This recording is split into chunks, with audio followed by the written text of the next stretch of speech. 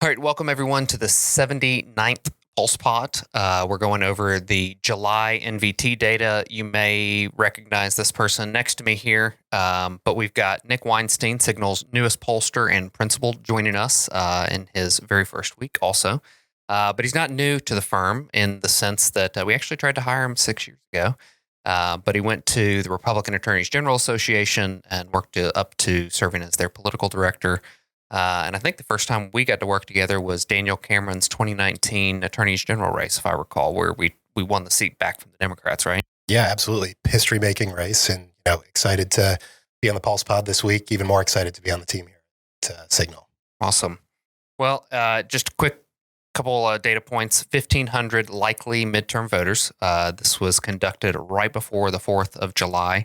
And we're going to go over today 5 top takeaways, including data versus dogma segment, and then close out with our winners and losers round. So one thing that you'll see if you go to our website at cygn.al and you look at our decks, which I highly recommend if you're going to listen to this data, definitely go pull it up yourself because there is so much to look at there, especially on heat maps and trend lines and other things that really tell the full story more than just here's a data point to look at. And one thing, Nick, that stuck out to me was how inflation and economy has been the top issue by far, going all the way back in our decks to like September of 22, right before the midterms. And it is now the number 2 issue. And it's like Trump took over and it grew a little bit, and then it just fell off a freaking cliff since March, April timeframe. And now we actually have threats to democracy 1 point ahead of inflation and the economy. And a lot of that's been driven by Democrats coming off 15 points on the issue. They've picked a bunch of niche issues, which I think also speaks to the Democrats' greater problem in the sense that like they're just all over the place on issue topics. And so it makes it hard for them as a party to come in and say like, we're going to go on and talk about one thing because their voter base is so spread out across a ton of issues. Non-white voters came off 14 points off this issue. And what's really interesting too is that this survey concluded right as the One Big Beautiful Bill was being passed and signed. And interestingly, Hispanics from last month to this month went 9 points more towards government waste and spending, which was a big conversation about the beautiful bill, and 8 points more towards Social Security and Medicare, which were also talking points, really more Medicaid, but kind of social programs in general. So, this is really an abnormal movement and top priority. But what hasn't changed kind of in how people are viewing Trump? Like, what are you seeing there, Nick? Yeah, Brent, you're 100% right. And, it's easy to kind of focus on the movement, but Trump's image has just been so stable across this NVT month over month. From June to July, there was no movement. Looking back to March, there's really been no movement in Trump's image. And I think some of that is because of something we delved into a little bit deeper in the survey, but voters are evaluating President Trump and they see him actually keeping his promises, which I think is a rare quality in politics. And it helps make President Trump a really robust politician. 78% of voters who switched to Trump in 2024 or who were new Trump voters say he keeps his promises better than most politicians. And half of all voters agree that Trump keeps his promises better than most. 38% say much better. So I think as long as President Trump continues to deliver and continues to be perceived by voters that he's following through on his campaign promises, he's going to be immune from the changing environment and is going to be really formidable heading into 2026. Well, when you look at Democrats, they're just this Trump derangement syndrome that they have. Only 14% of them said he keeps his promise better than most, yet their hair is lit on fire over him keeping his promises. Like he's doing exactly what he said in the campaign, and they can't even acknowledge that they hate the thing that he's doing. They just say he doesn't keep his promises, despite the fact that he is. I was digging into Trump's image a bit this morning because you mentioned that it hasn't really changed. But it's one of those things that we always say is that, yeah, on the surface, it hasn't changed, but under the surface, it has changed. And I was looking at where do people get their news from and how has that impacted Donald Trump's image? And one thing that really stuck out to me, because Donald Trump was incredible at the social media game, like the organic social media game and podcast interviews and all these things, he just rocked during the campaign. And I'm wondering, because with this data point I'm about to share, if his not being able to be as accessible on social media and podcast has caused a little bit of his damage to his image among this group, because he's now tied at 49% fave, 49% unfave among people who get their news from social media. But he was plus 10 at the beginning of his term with people who got their news from social media. And then the cable news crowd, where he is on even more than he was during the campaign, is actually booing his image. That it went from around that same time in April being upside down by 1 point to actually plus 8 in July. And so it's a good reminder, because we advise so many folks on their campaigns, but also on issues, that like you've got to be where the people are. And when you're not where the people are, it is going to impact how folks view you. Yeah, that's incredibly interesting, Brent. You know, one of the things that you mentioned in the teaser at the beginning is this idea of data versus dogma, right? And I think one of the issues that I want to get your thoughts on and get you to delve into is the real data on ICE in deportations. It's been a topic of cable news. Where are Americans actually at when it comes to these ICE raids and deportations? Well, first off, those are two different things. So to ask somebody, and let me get the exact question text, because we asked this question in May, and then we re-asked it in June to see what changed. And the exact question text was, do you support or oppose deporting those illegally in the U.S. back to their country of origin? And that remains wildly popular, 61% support, 35% opposition. That's really only a slight trend line of a barely decrease in support, a barely increase in opposition, but nothing really noticeable until you go into specifically asking about the ICE raids, where we said, do you support or oppose ICE making raids to remove illegal immigrants from the U.S., which those are the exact same thing. But one is talking about a way we go about doing it, and the other is the concept of deportation. And, one of the dogma pieces, I think, in all of this is that Hispanics have actually, over between May and July, increased in their desire to see people deported. And they've got pretty strong support for actually using ICE raids to deport. 40% of Hispanics say use the ICE raids to deport people.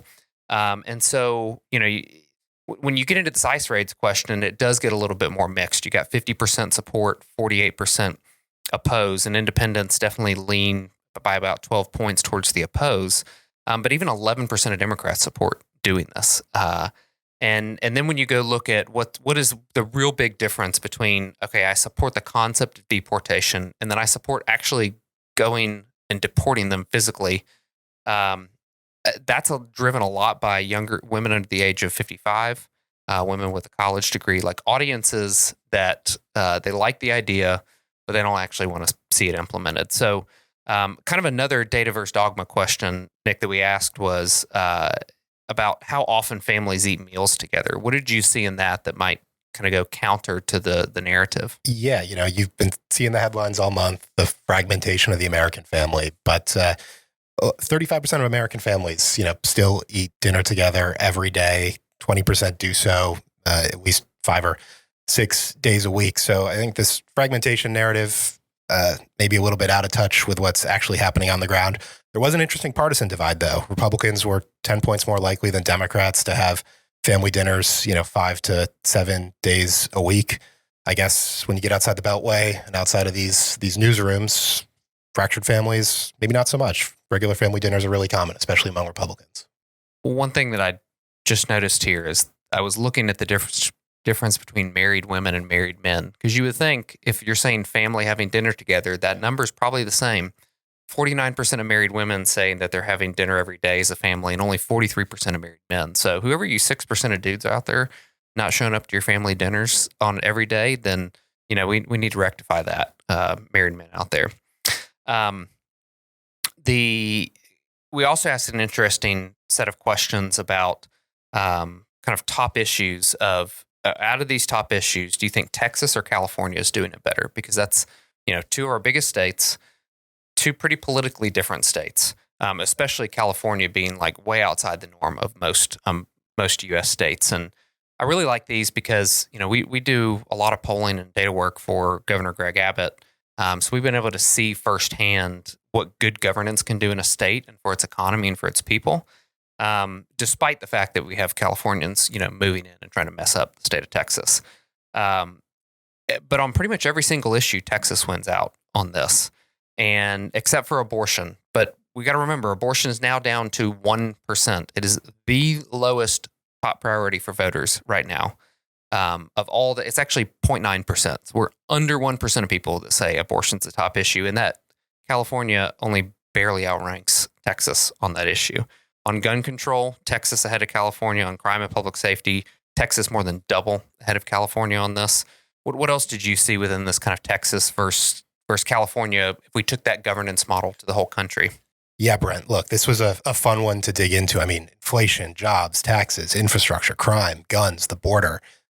It's almost a clean sweep for Texas. And, if you're a Democrat, you've got to be concerned when almost 1 in 3 Democrats say that the Texas model is the better model for inflation and cost of living. And as you delve a little bit deeper, really the only groups that are really seeing California as better than Texas are women under 55 and single women. And those are groups that Democrats are leading by 22 and 30 points respectively on the generic ballot. So those are folks that are right within the Democrats' core constituency. And if I'm Kamala Harris, who's out there trying to make her political comeback as the champion of the California model, it makes sense why she's running 8 points behind President Trump in image, given how folks perceive California versus Texas. Well, another thing that we dug into on this was, I really like the news source question that we ask. And we only offer that you can pick 3 because we're trying to force folks into, out of these options that we're giving you, broadcast television, national television, X, YouTube, like we're trying to force folks in to think about the ones that they are on the most, as opposed to like I will randomly, read a newspaper, which I do. I love physically reading the Wall Street Journal each day. I'm an old soul. But we dug a little bit deeper this month, and we asked which of these top 10 cable networks. So we just went off of viewership data from Nielsen, and then which of the top 10 primetime shows, also going off of Nielsen on that. And what's interesting is that TNT is the most viewed. I had no clue this was the case, but TNT is the most viewed cable network out there. Over 3 million folks watch it regularly. But only 12% of voters say that they watch it on a weekly basis, and it's most likely to be men by a pretty big margin, which that part makes sense when you think about TNT programming. But then Fox News, second most viewed, but by far the most viewed among voters. 35% of voters saying that they watch Fox News on at least a weekly basis. And I found this really interesting. Well, this part not. 58% of Republicans say that they do, which means on Fox News, you're only reaching a little over half of Republicans when you advertise on Fox News. So good primary note for you Republicans running in primaries there. But you also reach 15% of Democrats watch Fox News, which really blew my mind that it would be that high. And then when you look at, okay, well, what about the Democrats' Fox News, which is known as MSNBC?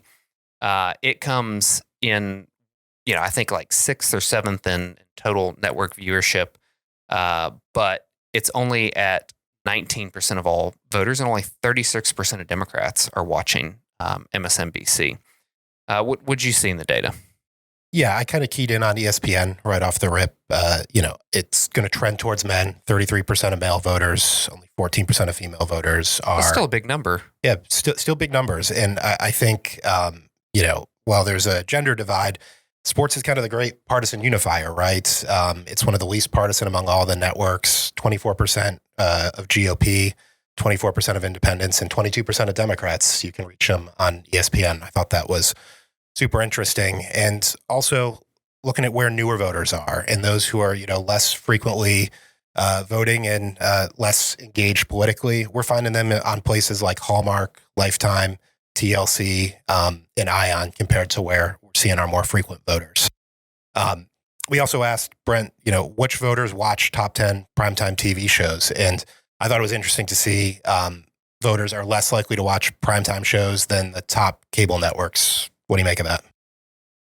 I honestly don't know what to make of that, because you would think that primetime television would have more viewership. But I guess one of the biggest takeaways are that people who watch cable networks are more likely to be voters, and and people who watch primetime shows are less likely to be like, maybe they're registered and just not participating in surveys at all, not voting regularly, or just not registered at all. That's the only thing I could really think of the difference between the two. And going back to what you mentioned, these like less frequent and newer voters watching these other networks, that's probably news to campaigns, but also great for your budget, because those are some of the, outside of TLC, those are like some of the cheapest networks to advertise on. If you want to go after low prop voters, talking to you, Virginia and New Jersey, campaign politicos. The number one show of, at least among voters, was 60 Minutes.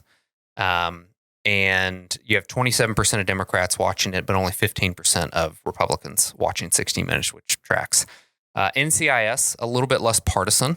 22% of Republicans, 19% of Democrats, but only 12% of independents, which kind of makes me wonder about that whole, like, registered voters are a little bit more tuned into like more news oriented things, not registered or tuned into this primetime stuff. So going into the next section here, lines and hammers, because this is, we're Israel, Iran. What's the media spin about this? We can kind of fit this into like the dogma versus data section too.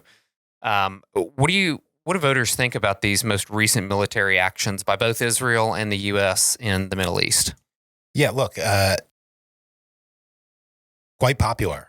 When you look at Operation Rising Lion, which was of course, the Israeli military operation, 50% overall support, driven largely by men who are net plus 25, saying that the Israeli military strike was justified. President Trump's decision to engage, even more popular, in Operation Midnight Hammer, was there with 57% support. And even a quarter of Democrats are saying that President Trump's actions were justified. And I think even potentially more important, look at that critical bucket of swing voters, 58-32 in favor of the U.S. attack in Iran. I would love to know what this U.S. bombing number would have been if Biden had the guts to pull this off when he was president, because I guarantee it'd be way more than 24% of Democrats. And it to me goes back to the Trump derangement syndrome that Democrats have, that like they literally cannot accept anything the guy does, even if it's good for the country, good for national security, good for the economy. Just absolutely fascinating. It kind of going back to what we were talking about of where do people get their news and how does that impact their views or their politics. We asked, what do you think the primary cause of this conflict is between Iran and Israel? And if you're an MSNBC viewer, you're way more likely to just blame Israel. It's Israel's fault. If you're a Fox News viewer, you're saying it's Iran's nuclear ambitions that are the reason for this conflict. But what really stuck out to me is that 43% of voters said it's ideological and religious differences that caused this. Unless you were one of those young women or single women that are the core constituency of Democrats. And then, of course, it's Israel's fault. It's Israel's military aggression. And then older men, which, again, a constituency of Republicans, more likely that it's Iran's pursuit of nuclear weapons at 33%. But still, that religious and ideological differences being something that the media is not talking about, but voters are saying that's more likely the reason of any of this, of why this conflict is occurring. Let's go to a quick voter reality check here. And Nick, what are some poll results this month that you saw that kind of upend conventional wisdom? I think first, and we touched on it earlier, but the Texas model is preferred even among a pretty good chunk of Democrats, which is undermining this California for all narrative that's being pushed out there by the media, even on issues like education and healthcare, where Democrats have traditionally thrived. At best, it's a wash for them. And also, and again, this is something we touched on earlier. A lot of criticism for Trump for keeping his campaign promises, but that's core to his strength, and it's a unique asset for him, not a liability. What about you? What do you see this month? Most of the people being deported are of Latino or Hispanic descent. Yeah. Not all, but Hispanics supporting this deportation and actually a surge in support as they see more of the news. It really contradicts that opposition that you see in the media. And then second would be, again, the family dinners. Like, this is alive and well. It's one of the main things that I miss when I'm traveling for work is not being able to be home at 6 o'clock for dinner with the family. And it's great to see that there's a lot of other American voters who also feel that that's a priority, even if it's not every single day, if it's most every day. That was a real bright point for me. All right, let's close out in our lightning round here, Nick. Who's your winner? Who's your loser this month from the data? My winner's President Trump. He's overcome changing voter priorities. He's seen as a promise keeper, and he's converting new and swing voters. Loser, two-time loser now, Kamala Harris. Image is still 8 points more negative than Trump, even as she's eyeing a California comeback, and the Democrats are desperately searching for some kind of national leader to step up. I don't think it's going to be her. Brent, who are your winners and losers? Well, I would love it if it was. I mean, she's such a great candidate for Republicans to run against that we should definitely make sure she gets elevated some way. So first winner is Texas. Everybody wants the Texas model over the California model. And I guarantee if we'd had informed them on these issues, like Texas does this, California does this, it would have been even greater. And then losers, poor old Karens on ICE. These older non-college women that say, okay, we want deportations, but don't put them out by ICE. If you're going to say immigration is a top issue, and if you're going to say deport people, then you actually got to go do it. And that's another thing Trump's keeping his promises on, is he is actually deporting people, and ICE just got a crap ton of money, and it's going to be doing more of that. So check out the website, cygn.al. Make sure to go and look at the full deck there, because we've got even more questions than we have time to talk about here in Pulse Pod. And it really is, Nick, you're exactly right, where Trump is able to maintain this image despite the fact that all these issues and priorities are changing with voters. And I would say he probably has some power in that, and being able to change what the conversation is and what voters are focused on. So, Nick, thanks for being here. Cygnal's newest pollster and principal. Looking forward to working with you even more closely. And tune in next month for new numbers. And again, follow us on X and other social media at CYGNAL.